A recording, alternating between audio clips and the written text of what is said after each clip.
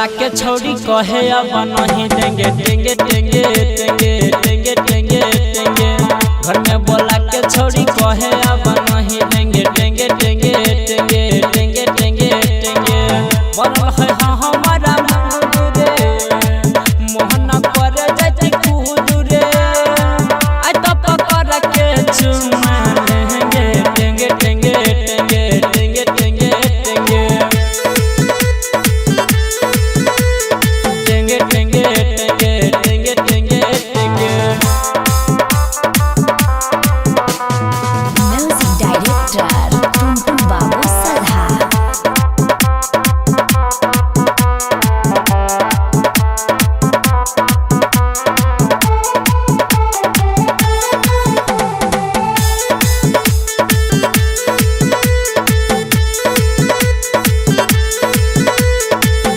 बड़ी मन गे चिख के तोहर धान गे छुए छियो देही त करे सन सन गे टेंगे टेंगे टेंगे टेंगे टेंगे। तोहरे बड़ी मन गे चिख के तोहर धान गे छुए छियो देही त करे सन सन गे।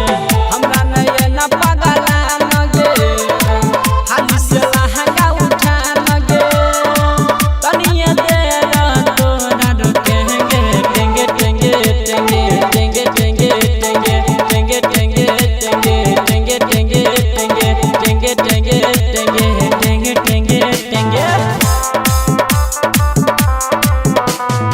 म्यूजिक डायरेक्टर टुनटुन बाबू सलहा।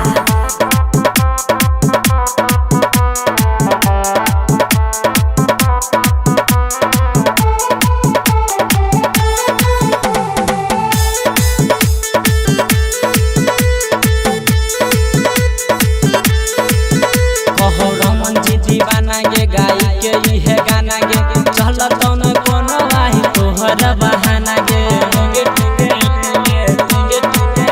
कहो रमन जी दीवाना गे गाई के इहे गाना गे चल तौन कोनो आई तोहर बहाना गे।